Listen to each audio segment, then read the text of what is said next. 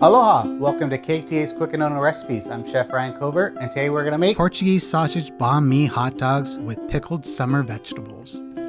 In a heat-proof bowl, place daikon, carrots, zucchini, onion. Combine water, sugar, vinegar, and salt in a saucepan. Bring it to a boil, stirring until sugar and salt has dissolved. Pour the boiling pickling liquid over the vegetables and let marinate at least 15 to 20 minutes. Once cooled, drain the pickled vegetables.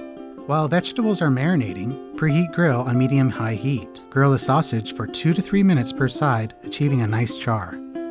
To assemble the hot dog, spread each half of the bun with desired amount of mayonnaise. Add sausage, top with desired amount of pickled vegetables, cilantro, and Thai basil. Enjoy this delicious summertime hot dog with your favorite side dishes. For this recipe and more, visit ktasuperstores.com/recipes.